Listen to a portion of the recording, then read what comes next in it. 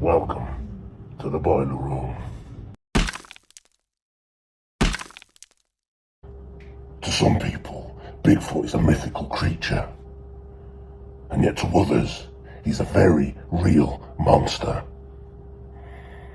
People have spent years seeking him to prove his existence. The two brothers in this story, they're not looking to prove his existence. They're seeking him for revenge. Let's enter the boiler room.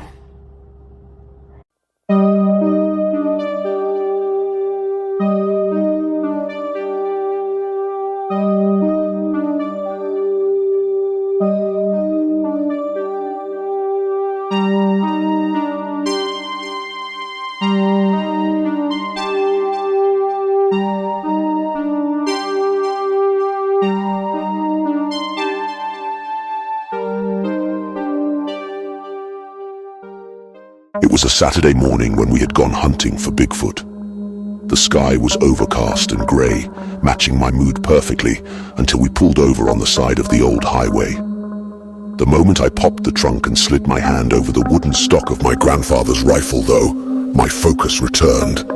I cocked the gun in sync with the spark of rage that flared within the depths of my belly.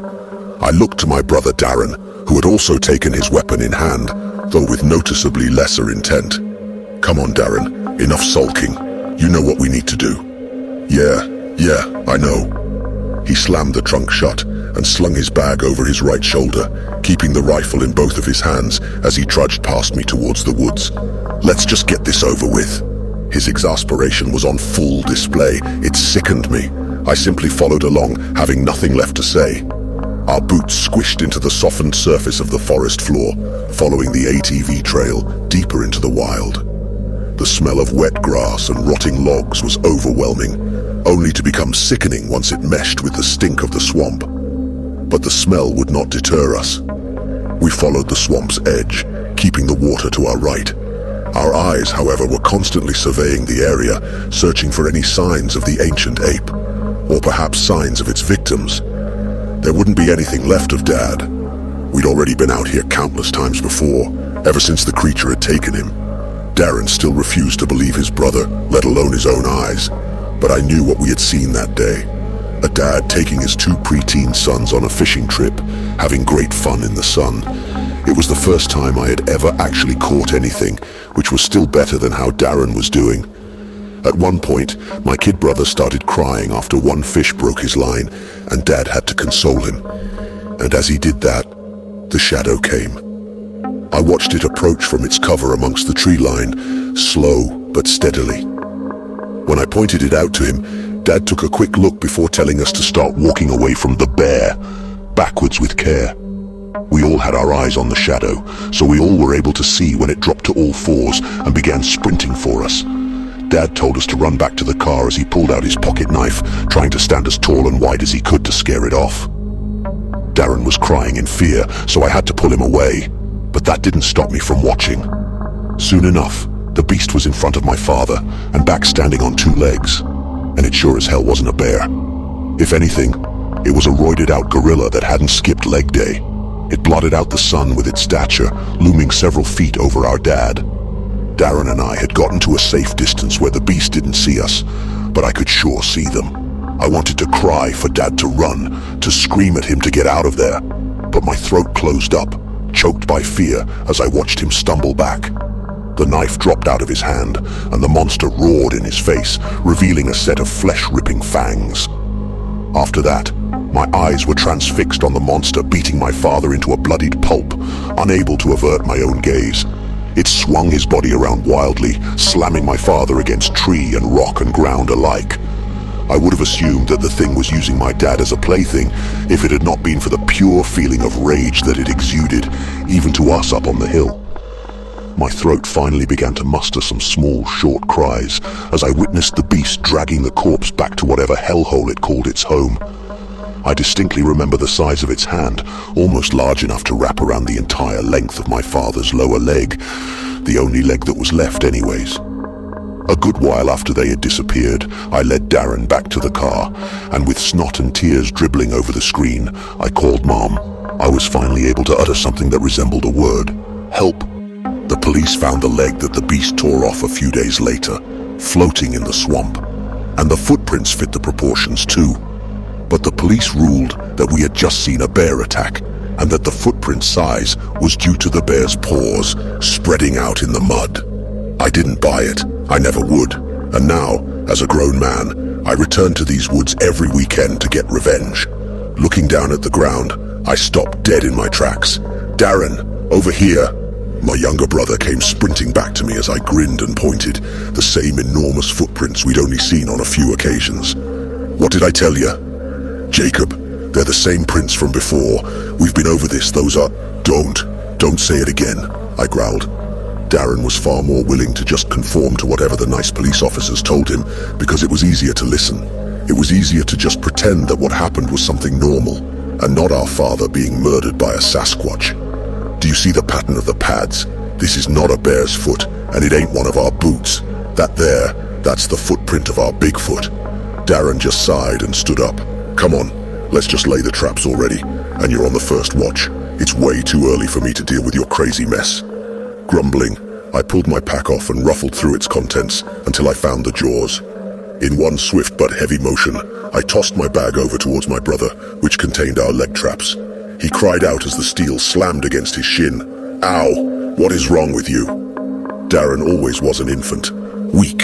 It was for that very reason I dragged him out here each weekend, hoping that seeing the beast and confronting it would toughen him up and finally give us the closure we desperately needed. Hey, you asked for them. A rumble sounded through the trees.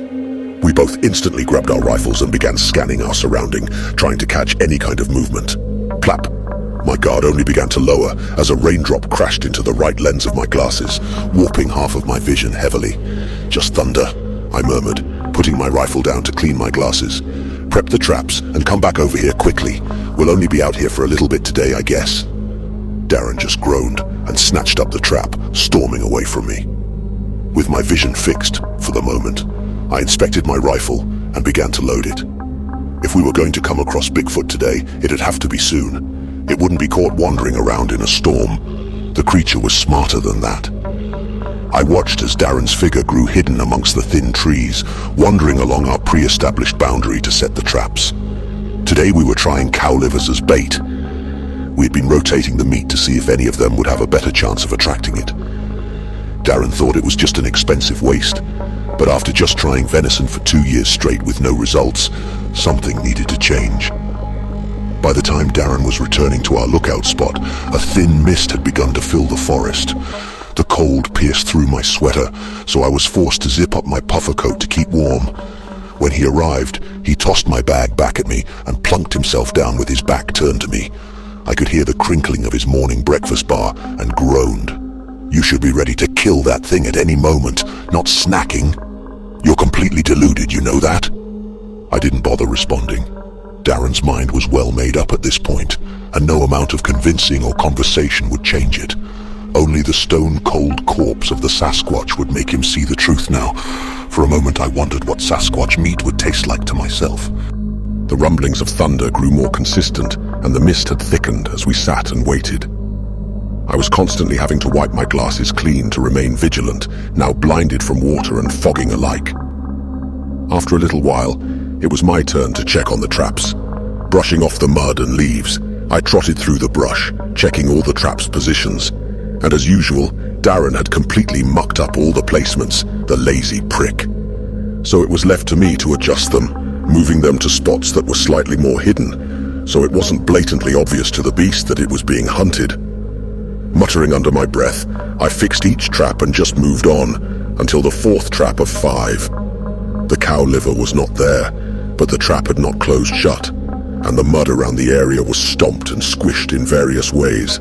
The tingle of anticipation began to hurry my heartbeat, and I just stared at the device before calling out to Darren. Hey Darren, you put livers on all the traps, yeah? Yes, Jake, I don't need your... Thunder rolled again, but I had heard enough from my brother to get my answer. I began to make my way back to our outpost, walking backwards at first and surveying my surroundings. Once I was certain no eyes were watching me from beyond my view, I raced back to my brother and slid back beside him. Darren began shouting at me and demanding to know what was wrong, but I shushed him quickly. "Something took the liver on trap 4, I whispered, trying to hide my simultaneous excitement and fear. So, it could have been some hungry bear for all we know, or a coyote, or whatever kind of animal among the hundreds that live in the woods. Darren was expressing annoyance with me, but he too was whispering. He had to, in part, believe that something was out there. I ignored his sentiments and grinned. "We gotta set up the tarp. We aren't going anywhere." We always made our site near a trio of young trees, shaped in a triangle, so we could easily create a tarp roof if the weather was not in our favor. And with the way that rain was beginning to cut through the fog, we decided to do just that. Beneath the tarp, we continued our watch as water poured down before our eyes. Darren continued to whine that we should leave before we got struck by lightning, but I refused. The missing meat from the trap was already a sign that we needed to stay. In all of our time out here, only twice before had the meat been taken, and both times the trap had been shut. But we had never caught anything actually stuck in the traps. The beast mocked us, taunting us, wanting us to know that it was not just some random creature of the woods. It was greater than that. Time passed. The sky boomed above us. I gave myself but a moment to imagine that we were soldiers in Vietnam, hunkering down in the rain, but staying awake in case of a sudden enemy attack. I was pulled from the thought by a hand on my shoulder. Whipping my head around, I saw Darren starting to get up. "I need to stretch my legs. Gonna go check the traps." He started to leave, but turned back to look at me. "We really should get going soon. The weather is awful." I shook my head without a word. Darren opened his mouth to say something else, but gave up and left. Huddling with my rifle, I shivered profusely in my cold, wet clothing. My hand was nearly frozen in place, clasped around the barrel. I could feel my knuckles locking up in their sockets. Crash! The crack of lightning erupted nearby. I witnessed the flash from between the trees. The rain began to fall faster, hitting the leafy forest floor like bullets from the heavens. I could feel my senses all beginning to be overwhelmed by the sensations of the wild. Ah! A scream. I pivoted in its direction and readied my rifle. It sounded like Darren, but I couldn't see him between the rain and my fogged glasses. I wiped them off quickly, then looked again. There. It was still blurry, but there was no denying it. A large black figure raising its hands above its head and slamming down into the ground, attacking my poor brother, who was likely being beaten on the ground by it, out of my sight. I was not going to let Bigfoot take another member of my family. The rage was ignited. I ripped a bullet off my belt and slammed it into the chamber, then shoved the bolt forward and took my aim. The beast was still slamming at the ground. Maybe the trap had caught it in place. There was no time to waste. The crosshairs were aligned with its chest. I pulled the trigger without hesitation. The gunshot echoed through the trees, louder than any thunderbolt had previously, and the bullet was a direct hit. I watched with widened eyes as the Sasquatch fell, clutching its chest before crumbling slowly to the ground. I scrambled to my feet, slipping and tripping in the mud and grass. My fingers screamed out in pain as I pulled myself past multiple trees, hurting from the cold. I kept the gun close to my side, in case the job wasn't done yet. But finally, after all these years, I had finally struck back and avenged my father. I had slain Bigfoot. When I reached the spot where the Sasquatch had fallen, however, there was no beastly corpse, no massive muddy footprints imprinting its last path. I found only my brother, collapsed face first into the mud, with his blood mixing in to form a foul sludge beneath his body. I guess I'll be back again, alone next time.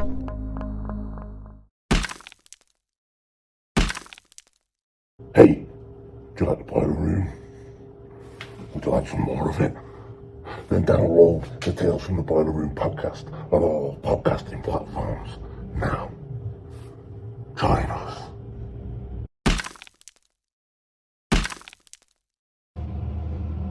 Is it weird, creepy, unusual? Submit your story at talesfromtheboilerroom.com.